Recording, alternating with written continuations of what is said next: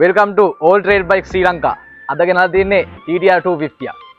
එහෙනම් අපි යන් වීඩියෝ එකට.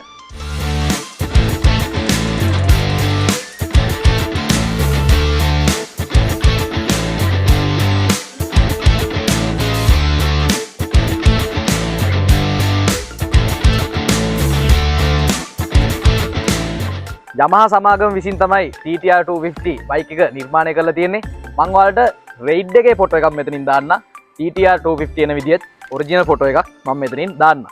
මේ TTR 250 හදලා තියෙන්නේ Yamaha WR 450F බයික් එකට ආදේශකයක් විදිහට තමයි. බලන්න ඔයාලට මේකේ ඩිසයින් එක ගත්තාම බලා ගන්න පුළුවන් WR 450F බයික් එකට පොඩ්ඩක් සමාන කරලා තමයි ඩිසයින් එක හදලා තියෙන්නේ.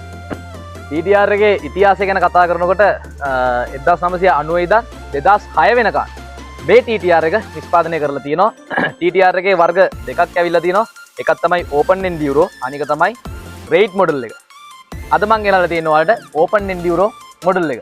එතකොට raid model එක ගහලා තියෙන්නේ 94 ඉඳන් 96 වෙනකන් අවුරුදු 2යි raid model එක නිෂ්පාදනය කරලා තියෙන්නේ. ඒක තමයි අපිට ටැංකිය මහත TTR raid model එක පොඩ්ඩක් ලංකාවේ හොයාගන්න අඩු.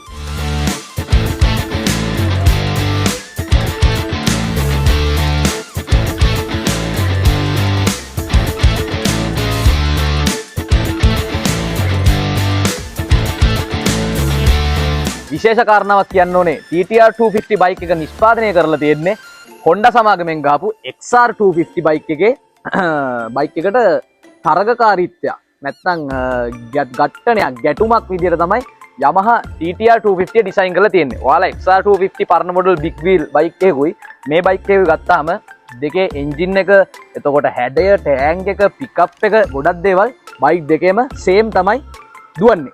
TTR 250 හදවත නැත්තං එන්ජිම ගැන කතා කරනකොට මේ එන්ජින් එක 4 සිංගල් සිරින්ඩර් 250cc එන්ජින් එකක් තමයි අපිට TTR එකට ලබා දීලා තියෙන්නේ. හෝස් පවර් එක ගත්තාම මැක්ස් හෝස් පවර් එක අපිට සාමාන්‍යයෙන් 28ක් වගේ බලා ගන්න පුළුවන්. අනික් 250 එක බලනකොට මේකේ එන්ජිමේ නිව්ටන් මීටර් එක ටෝක් එක නැත්තං 27.1ක් විදියට සඳහන් කරන්න පුළුවන්. සෑහෙන පවර් එකක් තියෙනවා. එතකොට මේක විශේෂයෙන් කියන්න ඕනේ මේකේ රේඩියේටර් මුකුත් නැහැ. මේ එන්ජින් එක කූල් කරන්නේ එයා කූලින් සිස්ටම් එකක් තමයි තියෙන්නේ. ඒ කියන්නේ කුලකින් තමයි මේ එන්ජින් එක කූල් වෙන්නේ. ඒ හින්දා ටුට්ටක් බලන්න තියෙන දේවල් අපිට නඩත්තු වියදම් ටුට්ටක් අඩුයි. ස්පෙෂල් දෙයක් කියන්න ඕනේ TTR 250 යතුර එන්නේ චැසියට. ඔයාලට පේනවා ඇති යතුරු කට ඇවිල්ලා තියෙන චැසියට මෙන්න මෙහෙම යතුර දාලා රන් ඔෆ් ස්විච් එකක් මේක එනවා. රන් ඔෆ් එක බලලා මේ ස්විච් එක එබුවාම බයික් එක ස්ටාර්ට් වෙනවා.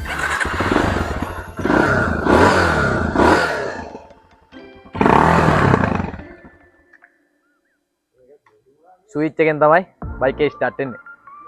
TTR 250 ටැංක් එක. ටැංක් එක ගත්තාම ඔයාලට පේනවා ටැංක් එක පොඩ්ඩක් අනික් බයික් වගේ නෙමෙයි. පොඩ්ඩක් කෙට්ටුයි උසයි. ඒ කියන්නේ මේකේ ඩිසයින් එක අමුතුම ඩිසයින් එකක් ඇවිල්ලා තියෙන්නේ. හොඳට ලං වෙලා බැලුවොත් පේනවා මේ ටැංක් එකෙත් ගොඩාක් හැඩවලට බෙදිලා තියෙනවා TTR 250 ටැංක් එක. ඒක තමයි මේ ටැංකියෙන් ගොඩක් අපිට පෙනුම ලබා දීලා තියෙනවා මේ බයිසිකලයට. එතකොට පෙට්‍රල් මූඩි එක ගත්තාම අපිට පොඩි මූඩියක් තමයි TTR 250 හම්බලා තියෙන්නේ. අනික් ට්‍රේල් බයික් වලට සාපේක්ෂව පොඩ්ඩක් මූඩිය සහ ටැංක් එකේ කට කුඩාවට තමයි TTR 250 අපිට ලබා දීලා තියෙන්නේ. ඒ වගේම මේ ටැංකියට පෙට්‍රල් සාමාන්‍යයෙන් ලීටර් 10ක් පුරව ගන්න පුළුවන් විදිහට තමයි අපිට ටැංකිය Yamaha කම්පැනි එකෙන් ලබා දීලා තියෙන්නේ. ඒ වගේම ලීටරයට පෙට්‍රල් සාමාන්‍යයෙන් කිලෝමීටර් 38ත් 40ත් අතර TTR 250 කරනවා. ඉතින් ඔයාලා TTR එකක් ගන්න ඉන්නවා නම් අනිවාර්යයෙන්ම ඔළුවේ තියාගන්න හොඳට තෙල් කරනවා සහ ටැංක ලීටර් 10ක් අපිට ලබා දීලා තියෙනවා. ඒ කියන්නේ සාමාන්‍ය ලීටර් 10ක් ගහගෙන අපිට සෑහෙන දුරක් යා ගන්න පුළුවන් TTR 250 බයික් එකේ. TTR 250 සාමාන්‍යයෙන් ලොකුවට බරක් අපිට දරන්න ඕනේ නෑ. මොකද මේක ගොඩක් ඩර්ට් බයික් එකක් ඕෆ් රෝඩ් තමයි යූස් වෙන්නේ.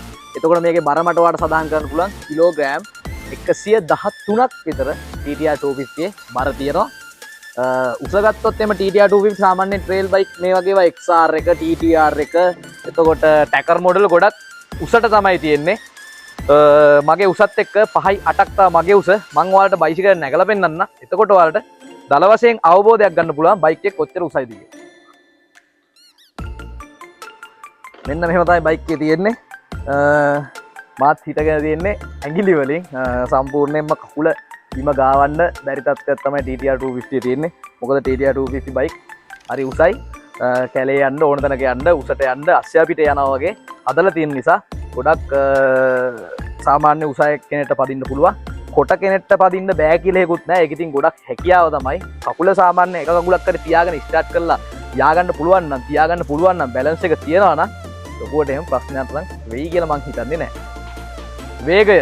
වේගය සාමාන්‍යයෙන් කොල්ලෙට ට්‍රේල් බයික් එකක් පදිනකොට ඕනම දෙයක් තමයි බයික් එක ස්පීඩ් එක කියන්නේ.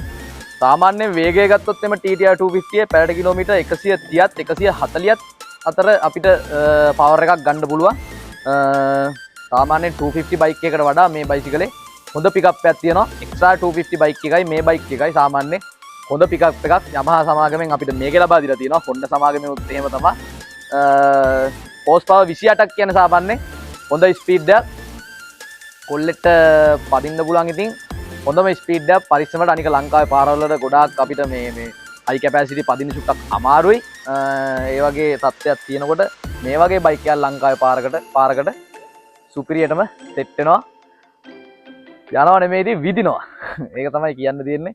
යනවා නෙමෙයි විදිනවා. රත් වෙන්න බයිසිකලේ හොඳ පිකප් එකක් ගන්න පුළුවන්.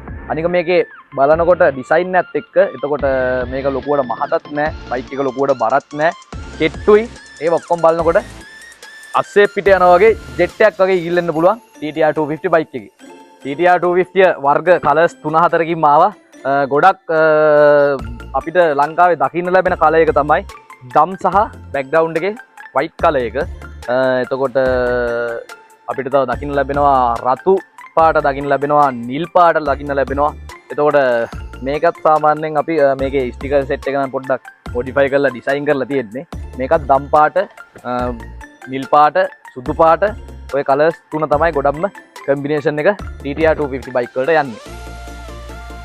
TTR 250 වේග පද්ධතිය අපිට මේකේ ලබා දීලා තියෙන්නේ ගියර් 6ක 6 ස්පීඩ් ගියර් බොක්ස් එකක් තමයි අපිට ලබා දීලා තියෙන්නේ. මම ඔයාලට ගියර් ටික කඩලම පෙන්නන්නම්.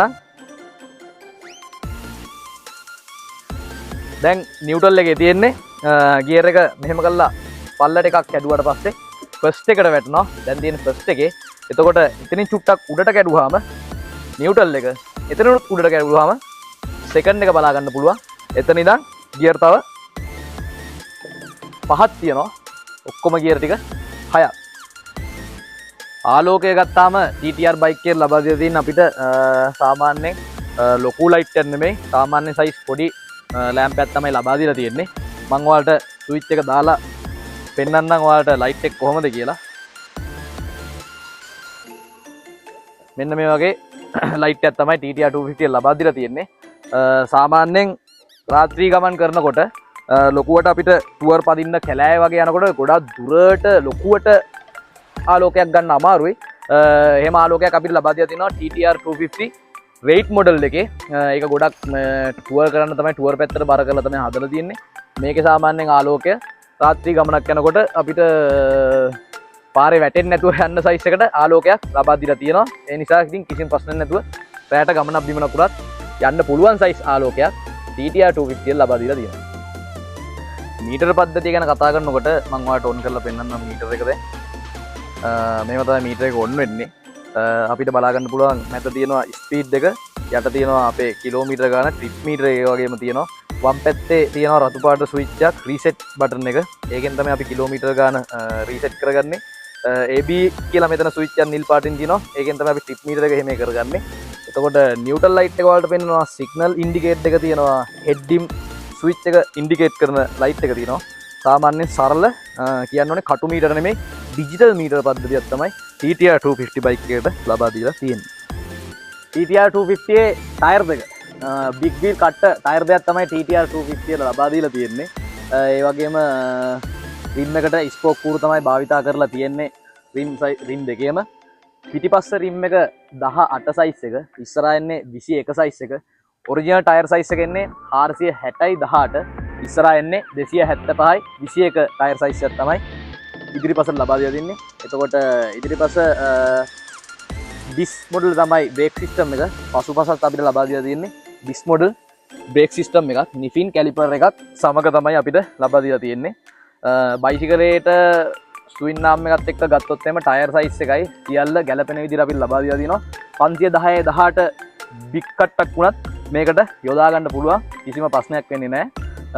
ඉස්සරහට නම් දානවා නම් උපරිම සයිස් එක තමයි 321. 321 තමයි මම රෙකමන්ඩ් කරන්නේ. මොකද හොඳට මහතට බයික් එකට ගැලපෙන විදිහට ටයර් දෙක සාමාන්‍යයෙන් ලොකුවට පේනවා. හබ් මොඩල් තමයි දීලා තියෙන්නේ. රිම් එකත් එක්කම ඉස්සරහා පස්ස දෙකේම හබ් තමයි තියෙන්නේ. මේ බයික් එකේ ස්පෙෂල් ඩීටේල්ස් ගත්තාම සාමාන්‍යයෙන් අනිත් බයික් වගේ නෙමෙයි. මේ බයික් එකේ ඔරිජිනල් ෆෑන් එක අපිට බලා ගන්න පුළුවන්.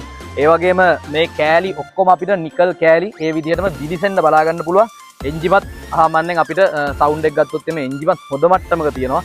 සේෆ් ස්ටාර්ට් එක වුණත් බැටරිය හොඳයි. මෝටරේ එකපාරින් වදිනවා කියන්නේ බයික් එකේ ගොඩාක් දේවල් හොඳයි කියන එක. මීටරුත් ගොඩක් දැන් තියෙන TTR වල ඩිජිටල් මීටර එක ගිහිල්ලා කාබන් නැවිල්ලා අපි ගොඩක් ඒවා දකිනවා. නමුත් මේක මීටර එක 100%ක් හොඳම තත්ත්වයේ තියෙනවා. කන්ඩිෂන් ගත්තොත්, කලර්ස් ගත්තොත්, ස්ටිකර් එක ගත්තොත් එහෙම ස්ටිකර් සෙට් එක ගත්තොත් අනික සයික් කන්නාඩි නිකල් සයික් කන්නාඩි දාලා 4S ගොඩක් ලස්සනට මේ බයික් එක තියෙනවා. බලන් ඉන්න ඔයාලටත් පේනවා ඇති මේ TTR එකේ තත් එක කොහොමද කියලා. ඉතින් ස්පෙෂල් ඩීටේල්ස් කියන්න තියෙන්නේ ওই ටික තමයි. මේ බයිසිකලේ 100%ක් ඔරිජිනල් තත්ත්වේ හොඳම විදියට ලස්සනට පාරේ බහලා යන්න පුළුවන් විදියට ලස්සනට තියෙනවා මේ TTR 250 බයික් එක. වාසි ගැන කතා කරොත් එම TTR 250ක් ගන්න එකේ වාසි තමයි කාලාන්තරයක්. කල්ප කාලාන්තරයක්. හරියට සර්විස් එක කරගත්තොත් මේ බයිසිකල් පරම්පරාවටම එකයි. මේකත් එහෙම තමයි. XR 250ත් එහෙම තමයි. මොකද මේ වගේ රේඩියේටර් ඉන්නේ නැහැ. මේවා එයා කූලින් සිස්ටම් වලින් තමයි හදලා තින්නේ. ඒ නිසා අපිට නඩත්තු වියදම් ලෙඩ සාමාන්‍ය යම් තාක් දුරකට අනික් බයික් වලට වඩා අඩුවෙන් තමයි තියෙන්නේ. පැසෙන්ජර් ගත්තොත් එහෙම පිටිපස්සේ වුණත් සාමාන්‍ය ප්‍රශ්නයක් නැහැ. ඕන කෙනෙක් දාගෙන යන්න පුළුවන්. ඕන දුරක් යන්න පුළුවන්. අපේ කරවල් වලට, අතවල් වලට, කොන්දට සාමාන්‍යයෙන් අපහසුයක් දැනෙනවා අඩුයි ට්‍රේල් බයික් වල. මොකද මේක ඇවිල්ලා තියෙන විදියට මේක නිෂ්පාදනය කරලා තියෙන විදිය අනුව සාමාන්‍යයෙන් අපි ඉඳගත්තාම සෙට් වෙන ෂේප් එකත් එක්ක තමයි අපිට දුර රයිඩ් කරනකොට අපහසුවක් දැනෙන්නේ. TTR 250 එහෙම කිසිම අපහසුවක් නැහැ. අනික තමයි ගොඩ මඩ දෙකටම ඔට්ටුයි මේ බයික් එක. අපිට කන්ද යන්නත් පුළුවන්, පල්ලම යන්නත් පුළුවන්, කැලෑව යන්නත් පුළුවන්, කුඹුර යන්නත් පුළුවන්. ඕනම තැනක යන්න පුළුවන් TTR එකක් ගත්තාම. සාමාන්‍යයෙන් ඉන්දියන් බයිසිකලයක් අපිට නෝමල් බයික් ඒ වගේ යන්න අමාරු තත්ත්වයක් තමයි තියෙන්නේ. මේ බයිසිකලයක් නම් ඕන තැනක යන්න පුළුවන්. ගල්ලාම් CBR එක ගන්නකොට රේල් බයික් වල තව වාසියක් තමයි යට වදින්නේ නැහැ. මොකද එන්ජින් එක සෑහෙන්න උඩක තමයි තියෙන අනික් බයික් වලට වඩා. ගල්ලාම් වගේ බයිසිකල් CBR ගත්තාම පොඩ්ඩක් බෙන්ඩ් එක බිම වදිනවා. ගොඩක් තැන් වල යන්න අපහසුයි. එතකොට ඒවට ගාඩ් ගැව්වත් ගාඩ් කැඩෙනවා. අන්න ඒ වගේ ගොඩක් ප්‍රශ්න තියෙනවා. මේ බයික් වලට ඒ කිසිම ප්‍රශ්නයක් නැහැ. ඒක තමයි මේ බයික් එකක් ගන්න එකේ වාසිය. අනික මේ බයික් එකක් ගත්තාම ගර්ල්ෆ්‍රෙන්ඩ් කෙනෙක් ඔයාට සෙට් වෙන සම්ප්‍රේතය 1000කින් වැඩි. ලෙඩ තමයි බයිසිකලයක අපි මූලික වශයෙන් දැනගන්න ඕනේ. බයිසිකලයට ආවේනික ලෙඩක් තියෙනවා. සාමාන්‍යයෙන් ඕනම බයික් එකකට ආවේනික ලෙඩ උපන්ගෙයි ලෙඩ එනවා. TTR 250 ලෙඩ ටික ඉතින් කියනවා නම් එන්ජින් එකේ තමයි පොඩ්ඩක් අපිට මෝටර් ක්ලච් එක යන්න තියෙන සම්භාවිතාව වැඩි. ඒකත් අර බැටරිය අපි සාමාන්‍යයෙන් චාර්ජ් එක අඩුවෙන් තියෙනකොට ගහලා ඔය වගේ ප්‍රශ්න වුණාම තමයි ලෙඩ එන්න ගන්නේ. මෝටර් එක සාමාන්‍යයෙන් ලෙඩ දෙන්න ගන්නවා. ඒකත් පොඩ්ඩක් බලලා කරලා තියාගත්තොත් මෝටර් එකෙත් එච්චරම ලෙඩක් ප්‍රශ්නයක් එන්න විදියක් නැහැ. කාලයක් යනකොට බයික් එක පරණ වෙන්න චැසිය චුට්ටක් පුපුරන මට්ටමක තියෙනවා. මොකද මේවා ජපානුත් රීකන්ඩිෂන් තමයි මෙහෙට ආනයනය කරලා තියෙන්නේ. එතකොට එහෙත් ගොඩක් කදු පැදලා. ඉතින් මේ බයිසිකල් සාමාන්‍යයෙන් පාවිච්චි කරන්න මොනවටද කියලා ඉතින් අමුතුවෙන් කියන්න ඕනේ නැහැ ඔයාලට. එතකොට චැසි පුපුරන තත්ත්වයක් TTR බයික් එකේ තියෙනවා. නමුත් ඕනම බයික් එකක් නිසි වෙලාවට කලාවට එන්ජින් ඔයිල් ටික මාරු කරලා එන්ජින් එකේ ෆිල්ටර් එනවා මෙතෙන්ට. ෆිල්ටර් එක මාරු කරලා ඒ ෆිල්ටර් එකෙන් තමයි හෙඩ් එකට ඔයිල් යන්නේ. ඒව මාරු කරලා නඩත්තුව නිසි වෙලාවට කරනවා නම් මේ ලංකාවේ කොල්ලොන්ට ඕනම ජපන් බයික් එකක් සුපිරිම තත්ත්වයෙන් තියාගන්න පුළුවන්. මේ බයික් එක ගත්තත් මට ලෙඩ කියන්න ඔයාලට ලෙඩ එච්චරම කියන්න තරම් ලෙඩක් නැහැ. අර ලෙඩ ටික තමයි ලෙඩ එන්නේ. නමුත් ඉතින් ඒ ලෙඩ ටික මේ එන්නෙත් නිසි වෙලාවට හරියට නඩත්තුව කරන්න නැති වුණාම තමයි ඒ වගේ ලෙඩත් බලපාන්නේ. අපේ කොල්ලෝ පදිනවා. එහෙම පදින්න එපා. ජපන් බයිසිකල් එහෙම පදින්න අමාරුයි. වෙලාවට කලාවට නඩත්තුව කරලා පදින්න පැද්දොත් සුපිරියක් තමයි ඉතින් ජපන් බයික් කියන්නේ. නම්බර් එක බලලා ජපන් බයික් කවදාවත් අපිට තක්සේරු කරන්න බෑ. මොකද නම්බර් එක කෙසේ වෙතත් බයිසිකලේ සමහර බයිසිකල් තියෙන්න පුළුවන් නම්බර් එක ගොඩක් පරණයි, එන්ජින් නිකන් අද ඊයේ නැවෙම්බාලා වගේ. අන්න ඒ වගේ බයික් තියෙනවා. ඉතින් ඒ කාලේ ඉඳන් ෆස්ට් ඕනර් කෙනෙක් විසින් නඩත්තු කරපු බයිසිකල් තියෙනවා. ඒ වගේ බයික් කාලට වෙලාවට සර්විස් එක කරලා ඉතින් කිසිම ප්‍රශ්නයක් නැතුව තියෙනවා. අපිට ඒ හින්දා පොඩ්ඩක් ජපන් බයික් වල නියමිත නිශ්චිත මිලක් කියලා එහෙම නැහැ. නමුත් මේවා සාමාන්‍යයෙන් පෙර මිල ගියේ සාමාන්‍ය ලක්ෂ 3මාර 4මාරට 5ට 4මාරට වගේ ගණන් වලට අපිට මෑතක ඉඳන් ගන්න පුළුවන් හැකියාව තිබ්බා TTR 250. නමුත් දැන් යන මිලත් එක්ක ලක්ෂ 6ක් 7ක් 8ක් සාමාන්‍යයෙන් 9 10 යනකනුත් TTR මම දැකලා තියෙනවා ගණන් ගිහිල්ලා තියෙනවා. සාමාන්‍ය මේ වගේ බයික් එකක් ගන්නවා නම් ඉතින් සාමාන්‍ය ලක්ෂ 6ක් 7ක් 5ක් 5මාරක් ඒක ඉතින් ඔයාලගේ බයික් එකේ කන්ඩිෂන් එක අනුව එන්ජිම අනුව තත්ත්වය අනුව තමයි තීරණය වෙන්නේ.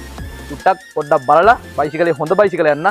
ගෙවන ගානට සාධාරණයි නම් දෙපාරක් හිතන්න එපා TTR එක ඉඳදී ගන්න. අද අරන් ආවේ TTR 250 open enduro මොඩල් එකේ බයික් එක. ඉතින් මගේ channel එකත් එක්ක එකතු වෙලා ඉන්න. මතක ඇතුව subscribe කරන්න. all trail bike ශ්‍රී ලංකා මම දන්නවා කොල්ලොන්ට ගොඩක් වටිනවා. ගොඩක් අය මේ වගේ පරණ trail ගෙනල්ලා 80 ගණන් වල 90 ගණන් වල 2000ට කලින් vibe එක ඔයාලට දායාද කරනවා හරි අඩුයි. ඉතින් මම ඔයාලට ඉස්සරහට පරණ 2 stroke 4 stroke Yamaha Kawasaki Suzuki Honda ඕනම් බයික් එකක් 2000ට කලින් vibe එකේ ඕනම් බයික් එකක් පරණ trail bike මම ඔයාලට ඉස්සරහට අරන් එන්න. මම හිතනවා මම දන්න තරමින් details ඇතුව මාත් සාමාන්‍යයෙන් දන්න දේවල් තමයි ඔයාලට පුළුවන් උපරිමෙන් කියා දෙන්නේ. ඉතින් මම දන්න තරමින් ඔයාලට මම TTR එක ගෙනාවා කියලා මම හිතනවා. එහෙනම් subscribe කරන්න. all trail bike ශ්‍රී ලංකා TikTok page එක තියෙනවා. මගේ FB page එක තියෙනවා. දේශාන් කියලා මගේ FB page එක. ඒව follow කරන්න, like කරන්න, comment කරන්න, share කරන්න. එහෙනම් ආයෙත් වීඩියෝ එකකින් සෙට් වෙමු.